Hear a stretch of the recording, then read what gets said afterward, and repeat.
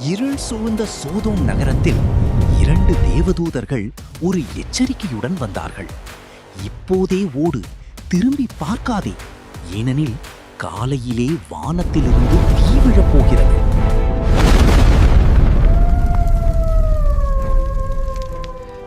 தேவன் தெரிந்து கொள்ளப்பட்ட ஒருவரின் நிமித்தம் அவன் கூட பயணித்த ஒரு மனிதனுக்கு கர்த்தருடைய கண்களில் கிருபை கிடைத்தது. அந்த மனிதன் யார் என்று பார்ப்போம். ஆபிராமும் அவன் மனைவியும் அவனுக்கு உண்டான யாவும் அவனுடனே லோத்தும் எகிப்தை விட்டு தென் திசையில் வந்தார்கள்.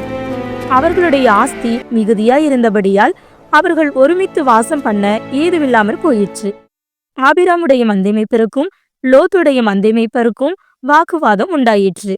அக்காலத்திலே கானானியரும் பெரிசியரும் அத்தேசத்தில் குடியிருந்தார்கள். ஆபிராம் லோத்தை நோக்கி, எனக்கும் உனக்கும் என் மெய்ப்பருக்கும் உன் மெய்ப்பருக்கும் வாக்குவாதம் வேண்டாம். நாம் இந்த தேசமெல்லாம் உனக்கு முன் இருக்கிறதல்லவா? நீ என்னை விட்டு பிரிந்து போகலாம். நீ இடதுபுறம் போனால் நான் வலதுபுறம் போகிறேன். நீ இடதுபுறம் போனால் நான் இடதுபுறம் போகிறேன். அருகான சமபூமி முழுவதும் நீர்வளம் பொருந்தினதாயிருக்க கண்டான்.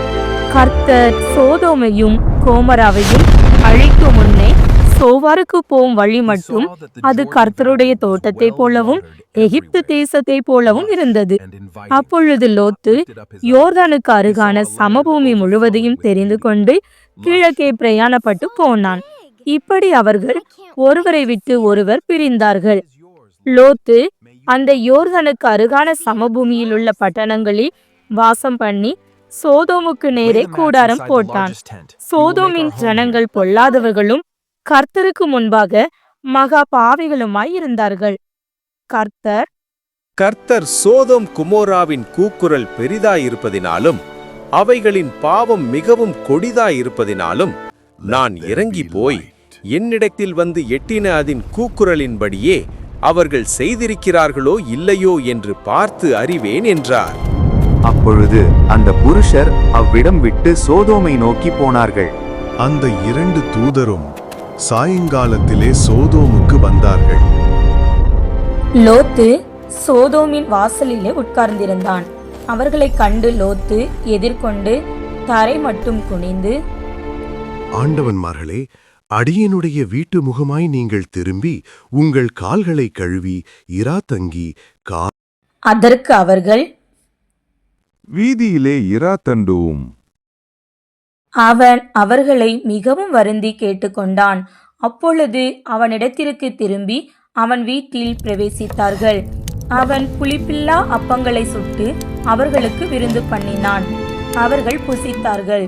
அவர்கள் படுக்கும் முன்னே சோதோம் பட்டணத்து மனிதராகிய வாலிபர் முதல் கிழவர் மட்டுமுள்ள ஜனங்கள் அனைவரும் நானா திசைகளிலும் இருந்து வந்து வீட்டை சூழ்ந்து கொண்டு லோத்தை கூப்பிட்டு, இந்த இராத்திரி உன்னிடத்தில் வந்த மனுஷர் எங்கே? நாங்கள் அவர்களை அறியும்படிக்கு அவர்களை எங்களிடத்தில் வெளியே கொண்டு வா. அப்பொழுது லோத்து வாசலுக்கு வெளியே வந்து தனக்கு பின்னாலே கதவை பூட்டி அவர்களிடத்திற்கு போய், சகோதரரே, இந்த அக்கிரமம் செய்ய வேண்டாம். இதோ புருஷரை அறியாத 2 குமாரத்திகள் எனக்கு உண்டு. அவர்களை உங்களிடத்திற்கு வெளியே கொண்டு வருகிறேன். அவர்களுக்கு உங்கள் இஷ்டப்படி செய்யுங்கள். அதற்கு அவர்கள், பரதேசியாய் வந்த இவனா நியாயம் பேசுகிறது?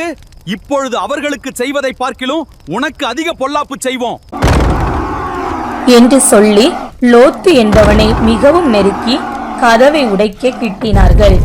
அப்பொழுது அந்த புருஷர்கள் தங்கள் கைகளை வெளியே நீட்டி லோத்தை தங்கள் அண்டைக்கு வீட்டுக்குள் இழுத்துக்கொண்டு கதவை பூட்டி தெருவாசலில் இருந்த சிறியோரும் பெரியோருமாகிய மனிதருக்கு குருட்டாட்டம் பிடிக்க பண்ணினார்கள்.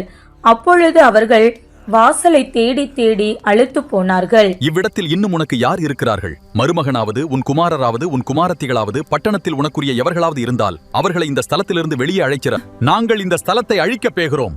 இவர்கள் கூக்குரல் கர்த்தருடைய சமூகத்தில் பெரிதாயிருக்கிறது. இதை அழிக்க கர்த்தர் எங்களை அனுப்பினார். அப்பொழுது லோத்து புறப்பட்டு தன் குமாரத்திகளை விவாகம் பண்ண போகிற தன் மருமக்களோட பேசி, நீங்கள் எழுந்து இந்த ஸ்தலத்தை விட்டு புறப்படுங்கள். கர்த்தர் இந்த பட்டணத்தை அழிக்கப் போகிறார். அவனுடைய மருமக்கள்மாரின் பார்வைக்கு அவன் பரியாசம் பண்ணுகிறதாக கண்டது. கிழக்கு வெளுக்கும்போது அந்த தூதர் லோத்தை நோக்கி, பட்டணத்திற்கு வரும் தண்டனையில் நீ அழியாதபடிக்கு எழுந்து உன் மனைவியையும் இங்கே இருக்கிற உன் 2 குமாரத்திகளையும் அழைத்து கொண்டு போ என்று சொல்லி அவனை துரிதப்படுத்தினார்கள். அவன் தாமதித்துக் கொண்டிருக்கும்போது கர்த்தர் அவன் மீது வைத்த இரக்கத்தினாலே அந்த புருஷர் அவன் கையையும் அவன் மனைவியின் கையையும் அவன் 2 குமாரத்திகளின் கையையும் பிடித்து அவனை பட்டணத்திற்கு வெளியே கொண்டு போய் விட்டார்கள்.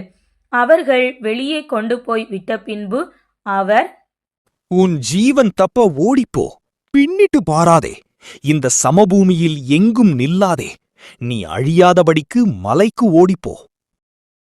அதற்கு லோத்து, உமது கண்களில் உமது அடியேனுக்கு கிருபை கிடைத்ததே.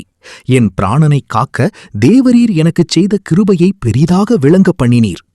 மலைக்கு ஓடிப்போக என்னால் முடியாது. தீங்கு என்னை தொடரும், நான் மரித்து போவேன். அந்த ஊர் இருக்கிறதே, நான் அதற்கு ஓடிப்போகத்தக்கதாய் அது கிட்ட இருக்கிறது, சின்னதுமாயிருக்கிறது. என் பிராணன் பிழைக்க நான் அங்கே ஓடிப்போகட்டும், அது சின்ன ஊர்தானே. அதற்கு அவர், நீ கேட்டுக்கொண்ட ஊரை நான் கவிழ்த்து போடாதபடிக்கு இந்த விஷயத்திலும் உனக்கு அனுகிரகம் பண்ணினேன். தீவிரமாய் அங்கே ஓடி தப்பித்துக்கொள், நீ அங்கே போய். ஆகையால் அந்த ஊர் சோவார் என்னப்பட்டது. லோத்து சோவாருக்குள் வரும்போது பூமியின் மேல் சூரியன் உதித்தது. அப்பொழுது கர்த்தர் சோதோமின் மேலும் கொமோராவின் மேலும் கர்த்தராலே வானத்திலிருந்து கந்தகத்தையும் அக்கினியையும் வர்ஷிக்க பண்ணி அந்த பட்டணங்களையும் அந்த சமபூமி அனைத்தையும் அந்த பட்டணங்களின் எல்லா குடிகளையும் பூமியின் பயிரையும் அழித்து போட்டார். அவன் மனைவியோ பின்னிட்டு பார்த்து உப்பு தூண் ஆனாள். பின்பு லோத்து சோவாரிலே குடியிருக்க பயந்து சோவாரை விட்டு போய் அவனும் அவனோட கூட அவனுடைய 2 குமாரத்திகளும் மலையிலே வாசம் பண்ணினார்கள். லோத்து நீதிமானாய் இருந்தான் என்று வேதாகமும் கூறுகிறது. ஆனால் அவன் எடுத்த தவறான முடிவுகளின் நிமித்தம் அவன் வாழ்க்கை மாற்றப்பட்டது. எனவே நாம் எடுக்கும் முடிவுகளில் எப்போதும் கவனமாக இருப்போம். எங்கள் ஹெவன்லி டேல்ஸ் 3D சேனலை சப்ஸ்கிரைப் செய்யுங்கள்.